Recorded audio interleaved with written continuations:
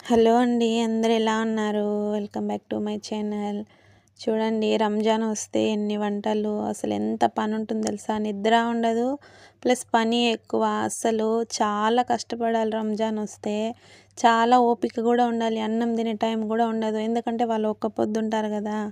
ఇంకా ఆ టైంలో మనం చేసుకొని తినాలన్నా వాళ్ళు ముందర ఇబ్బందిగా ఉంటుంది. అంటే వాళ్ళు తినలేదు కదా, ఇంక మనం ఎట్లా తినాలా ఏమి అని. నేనైతే అసలు నైటు 12:30, 1 ఆ టైంకి వాళ్ళందరికీ పెట్టేసి, ఇంకేమన్నా ఆకలైతే ఫ్రూట్స్ తినేసి పనుకునేస్తాను. ఇంకా పొద్దున్నే లేసి కాఫీ తాగుతాను వాళ్ళు లేకముందే. ఇంకా కాఫీ తాగేసి ఇంకంతా క్లీన్ చేసి ఇంకా వంట రూమ్‌లోకి వస్తాను. నేను లేచేదే 11:30, 11:40 అట్లా అవుతుంది. ఇంకా కాఫీ తాగుతాను. ఇంకేమంత ఆకలి అనిపించదు. ఇంకా హాల్ అంతా క్లీన్ చేసి, ఇంకా దువాని అవన్నీ క్లీన్ చేసి, ఎందుకంటే నైట్ అంతా కిందనే ఉంటారు వాళ్ళు. అంతా క్లీన్ చేసి ఇంకా వంట రూమ్‌కి వచ్చి వంట స్టార్ట్ చేస్తాను. 1 గంటకి అట్లా వంట స్టార్ట్ చేశానంటే ఇంకా 6 వరకు వంట రూమ్‌లోనే ఉంటాను. ఇంకా వాళ్ళు 5:40కి అట్లా తింటారు కాబట్టి, ఇంకా వాళ్ళు తినే టైంలోనే ఇంక నేను, ఆశ ఇద్దరము తింటాము. ఇంకా మధ్యలో అయితే నేను కూడా ఏం తినను. ఒక్కొక్కసారి తింటా అన్నా. అంతకుముందయితే ఆశ, నేను ఇద్దరం తింటాన్నాము. ఇప్పుడు ఆశ కూడా తినడం లేదు కాబట్టి నేను కూడా ఏం తినను. అసలు ఆకలి కూడా వేయదు. మనం పని మీద పడిపోయామంటే ఎప్పుడెప్పుడు అయిపోతుందా, అసలు ఇది చెప్పినారు కదా ఇదెప్పుడు చేయాలి, నైట్ ఎన్ని చెప్పిందో మా మేడం, అవన్నీ నైట్ పనుకుంటే కల్లో కూడా అవే వస్తాయి నాకు. ఇవన్నీ ఎప్పుడు చేయాలి, ఏదైనా మర్చిపోతానేమో అని. నేను మర్చిపోతానేమో అని నైటే చెప్తా మా మామకు, నువ్వు మెసేజ్ పెట్టు మామ నేను ఏమేమి చేయాలంటే ఇంకా అవన్నీ మెసేజ్ చేసి పెడతాది మా మామ. ఇంకా పొద్దున్నే లేసి చేస్తాను. ఇప్పుడైతే చూడండి, బెసమ్మలు చేస్తున్నాను, కోస. అసలు ఇక్కడికి వచ్చిన తర్వాత విచిత్రమైన వంటలన్నీ చేస్తున్నాను. అంతకుముందు అసలు ఇవేంటివో కూడా తెలియదు, అసలు ఇవి ఎట్లా చేస్తారో కూడా తెలియదు. ఇక్కడికి వచ్చినప్పటి నుంచి ఒక్కొక్కటిగా మా మామ చేయడం చూసి, ఇంకా నేను యూట్యూబ్లో ఏమన్నా పెడతాది, ఇక్కడ టిక్టాక్లో వస్తాయి కదా, ఇంకా ఆ వంటలు నాకు పెడతాది, ఇది చేయి ఇది చేయని. ఇంకా అలా చూసి చూసి నేర్చుకొని అట్లా ఒక 3 నెలలు చాలా ఇబ్బంది పడినాను. ఎట్లా చేయాలో ఏమో తెలియక.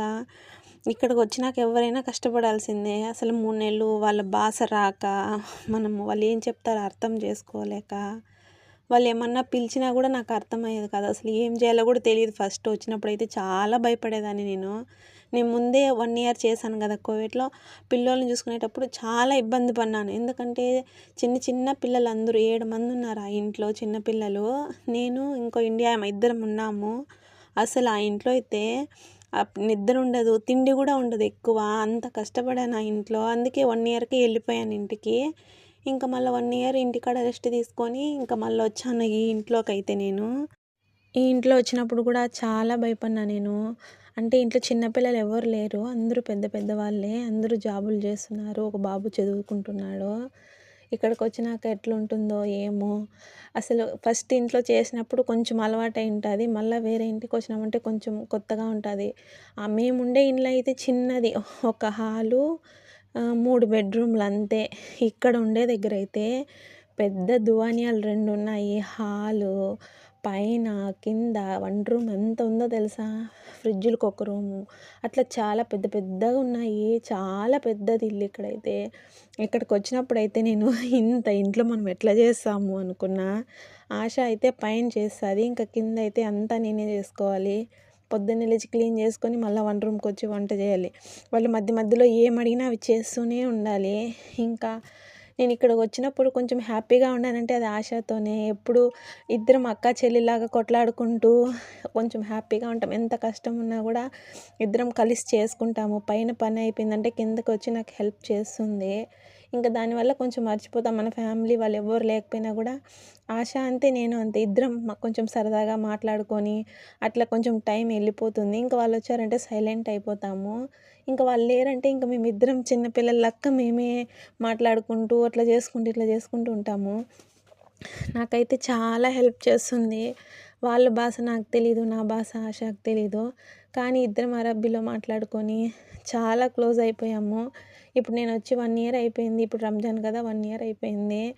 ఇట్లా ఉన్నప్పుడు ఇప్పుడు కొంచెం కొంచెం ఇప్పుడిప్పుడే బాగుండాం అనుకునే టైంలో ఇప్పుడు బాంబులేస్తున్నారు అవి ఇవి అని ఇప్పుడు కొంచెం భయమేస్తుంది. ఏం జరుగుతుందో ఏమో! మనం ఇండియాలో అందరూ మన ఫ్యామిలీ, మన పిల్లలందరూ ఇండియాలో ఉన్నారు కదా! ఇప్పుడు మనం ఇక్కడ ఉన్నాము. మనం వెళ్ళలేము, ఎయిర్‌పోర్ట్‌లు లేవు, ఎట్లా చేయాలి అని కొంచెం నైట్‌లో అయితే ఎట్లా సౌండ్ వస్తుంది తెలుసా? అసలు ఈరోజు పొద్దున్నే అయితే చాలా భయంకరంగా వచ్చింది సౌండ్. పక్కనే పడినట్లు అనిపించింది. చాలా అట్లనే అదురుతుంది సౌండ్ వస్తుంటే. అంత భయమేసింది.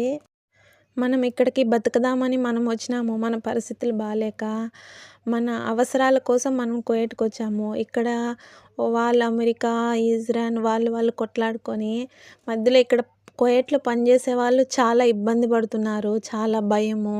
అంటే ఏం జరుగుతుందో ఏమో! అంటే ఇప్పుడు పక్కన ఏడన్నా పడింది అని చెప్పారంటే, ఈరోజు పొద్దున్నే కూడా జహరాలో పడిందన్నారు కదా! అప్పుడు చాలా భయమేస్తది. మేము కూడా జహరా పక్కనే ఉన్నాము. అసలు ఏం జరుగుతుందో ఏమో టెన్షన్‌గా ఉంటుంది. అవి సైరన్‌లు మోగినప్పుడైతే నా సౌండ్‌కి చాలా భయమేస్తది. ఏం జరిగిపోతుందో ఏమో అనిపిస్తది. కానీ మన వాళ్ళు ఎవరు ఇక్కడ లేరు కాబట్టి కొంచెం భయమేస్తుంది. ఏం జరుగుతుందో ఏమో! మన పిల్లల దగ్గరికి మనం వెళ్తామా అని అట్లా భయమేస్తుంది. కానీ ఇక్కడికొచ్చినాక తప్పదు. మన చేతుల్లో ఏముండదు కదా! తిరిగి వెళ్ళాలన్నా, ఏం చేయాలన్నా అన్నీ ఆ దేవుడి చేతుల్లోనే ఉంటది. మనం ఏం చేయలేము. ఇంత భయపడతా, ఇంత చేస్తా ఉన్నా కూడా కంపల్సరీ మన పని అయితే మనం చేయాలి. రెస్ట్ అయితే ఉండదు. కూర్చోబెట్టయితే ఎవరు డబ్బులివ్వరు. ఇంత బాధపడుతున్నాం, ఇంత టెన్షన్ పడుతున్నా కూడా చూడండి ఒక రోజుకి ఎంత పని ఉంటుందో, ఇంత పని చేసుకొని అసలు ఈ వంట చేయడం ఎంత ఈజీనో దాని వెనక ఎంత కష్టం ఉంటుంది తెలుసా? చూసేకి చాలా ఈజీగా ఉంటుంది. దాని వెనక అవి కట్ చేయడాలు, అవి కడుక్కొని మళ్ళీ అవన్నీ పెట్టాలంటే అసలు ఒక్కొక్కసారి కాళ్ళైతే నొప్పొచ్చేస్తాయి. కూర్చుందామా అనిపిస్తది. చాలామంది ఎట్లంటే వాళ్ళేం ఆర్డర్ చేసుకొని తింటారా? అన్ని రకాలు ఏడ తింటారో. నేను ఎప్పుడన్నా షార్ట్ వీడియోల్లో ఈ వంటలు పెట్టానంటేనా, ఇన్ని రకాలు నువ్వు చేసావా? ఆర్డర్ పెట్టారా అని చెప్తారు. ఆర్డర్ పెట్టేది ఉంటే ఇంక మనలో పని ఈ ఇంట్లో పనికెందుకు పెట్టుకుంటారు మనల్ని? వాళ్ళు అన్నీ చేపించుకోవాలి కాబట్టే మనల్ని పెట్టుకుంటారు. ఒకరికి ఇద్దరం ఉన్నాము. ఆశ క్లీనింగ్‌కుంది. నేను ఇంక వంటకున్నాను. ఇంకా ఇన్ని రకాల వంటలు చేయాలి కాబట్టి వంట కోసమే సపరేట్‌గా పెట్టుకుంటారు.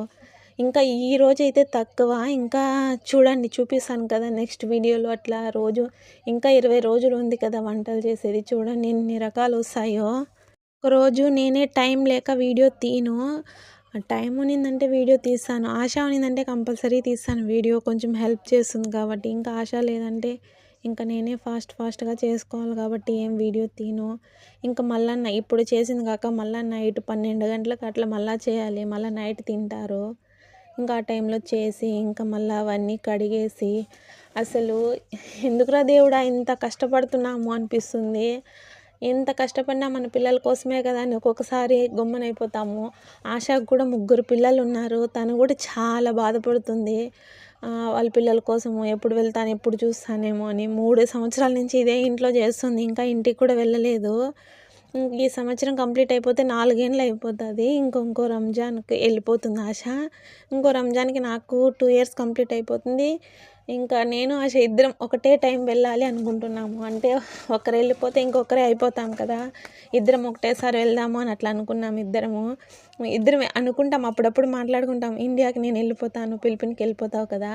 ఇక్కడ ఉన్నప్పుడు ఇంత బాగున్నాము. మళ్ళీ నువ్వు వస్తావా అని అడుగుతుంది. నేనంటా నువ్వే రా మా ఊరికి అని. అట్లా ఒకరినొకరు మేమే పిలుచుకుంటాము. నువ్వు రా, నేను రా అని. చూడండి ఇద్దరం ఎట్లా మాట్లాడుకుంటాం. రోజు ఇంతే ఇద్దరం కొంచెం సరదాగా అట్లా మాట్లాడుకుంటాం. ఎంత కష్టం ఉన్నా నవ్వుకుంటూ మాట్లాడుకుంటే ఆ కష్టం అనేది మనకు తెలీదు కదా!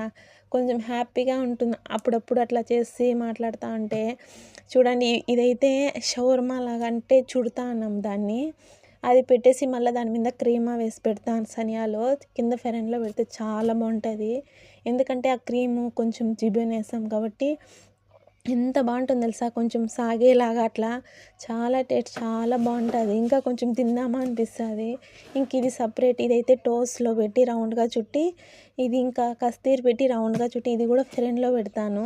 ఇవన్నీ రంజాన్ వస్తేనే ఇట్లాంటివన్నీ ఎక్కువ వంటలు.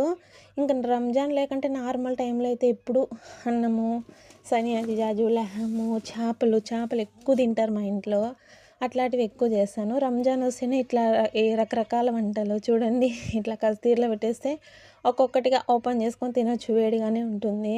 ఇది కూడా బాగుంటుంది. జిబిన్ గ్లాస్ వేసాం కాబట్టి చాలా బాగుంటుంది. టేస్ట్ అయితే అన్నీ బాగుంటాయి. చేయాలంతే ఓపికగా. ఇంకా 3:30, 4 అయిందంటే ఇంక అప్పుడొస్తుంది మా మామ వంట రూమ్‌లోకి. ఇంకేమేమి చేశారని చూడండి. ఈరోజు నేను చేసినవన్నీ సలాతా చేశాను. ఇంక 2 రకాల కీమా ఐటెమ్స్ చేశాను.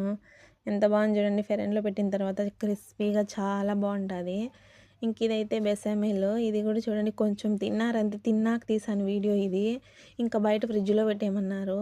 ఇంక ఈ సమోసాలైతే నిన్న ఆర్డర్ చేశారు. ఇంక అవన్నీ బయట ఫ్రిడ్జ్‌లో పెట్టేయమన్నారు. Thank you for watching. Bye.